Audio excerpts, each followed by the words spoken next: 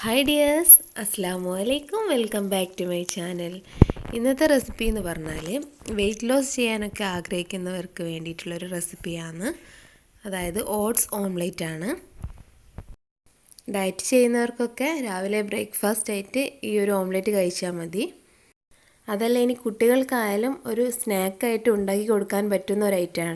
ആദ്യം തന്നെ ഞാനൊരു ബൗളിലേക്ക് ഒരു കോഴിമുട്ട പൊട്ടിച്ച് വെച്ചിട്ടുണ്ട്. ഞാനിവിടെ മഞ്ഞയും വെള്ളയും എടുക്കുന്നുണ്ട്. നിങ്ങൾക്ക് വേണമെന്നുണ്ടെങ്കിൽ വൈറ്റ് പോർഷൻ മാത്രം എടുത്താൽ മതി. അങ്ങനെ ആകുമ്പോൾ രണ്ടെണ്ണത്തിൻ്റേത് എടുക്കണം. ഇതിലേക്ക് അല്പം ഉപ്പും ചേർത്ത് നന്നായി മിക്സ് ചെയ്ത് കൊടുത്തിട്ടുണ്ട്. ഇനി ഒരു 1/4 കപ്പ് വലിയ ഉള്ളി അരിഞ്ഞത്, 1/4 കപ്പ് ക്യാരറ്റ് അരിഞ്ഞത്, 1/4 കപ്പ് ക്യാപ്സിക്കം അരിഞ്ഞത്, ഒരു ചെറിയ തണ്ട് കറിവേപ്പില അരിഞ്ഞെടുത്തത്, പിന്നെ വേണ്ടത് ഓട്സ് പൊടിച്ചതാണ്. ഞാൻ കുറച്ച് ഓട്സ് പൊടിച്ചെടുത്തതിൽ നിന്ന് 2 ടേബിൾ സ്പൂണാണ് ഇതിലേക്ക് ചേർക്കുന്നത്. നിങ്ങൾക്ക് വേണമെങ്കിൽ കൂടുതൽ ചേർക്കാം. ഞാനിവിടെ 1 എഗ്ഗാണ് യൂസ് ചെയ്തത്, അതുകൊണ്ടാണ് ഞാൻ 2 ടേബിൾ സ്പൂൺ ഓട്സ് പൊടിച്ചത് ചേർത്തത്. ഇതിലേക്ക് ഒരു പച്ചമുളക് ചെറുതായി കട്ട് ചെയ്തതും ചേർക്കാം. ഇനി ഇതിലേക്ക് 1/4 ടീസ്പൂൺ കുരുമുളക് പൊടി, പിന്നെ ഞാൻ ചേർക്കുന്നത് ഫ്ലാക്സ് സീഡ് പൊടിച്ചതാണ്. അതായത് ചണവിത്ത് എന്ന് പറഞ്ഞാൽ നമുക്ക് വാങ്ങിക്കാൻ കിട്ടും. അത് പൊടിച്ചെടുത്തതിൽ നിന്ന് ഒരു 1.5 ടീസ്പൂണാണ് ചേർക്കുന്നത്. വെയിറ്റ് ലോസ് ചെയ്യുന്നവർക്കൊക്കെ ഈ ഫ്ലാക്സ് സീഡ് ഉപയോഗിക്കുന്നത് നല്ലതാണ്. 1.5 ടീസ്പൂൺ മുതൽ 2.5 ടീസ്പൂൺ വരെ നമുക്ക് ഉപയോഗിക്കാം.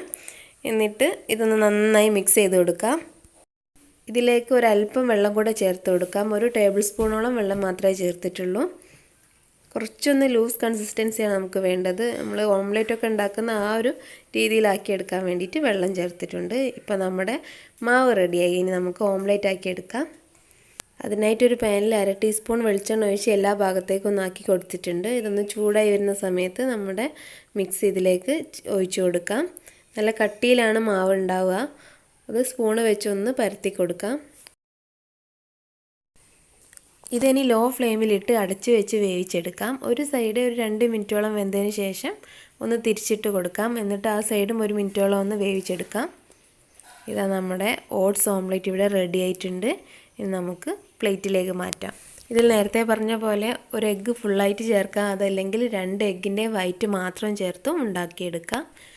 ഓട്സ് ഓംലെറ്റ് എല്ലാവരും ഒന്ന് ട്രൈ ചെയ്ത് നോക്കിയിട്ട് നിങ്ങളുടെ അഭിപ്രായം ഒന്ന് പറയണം.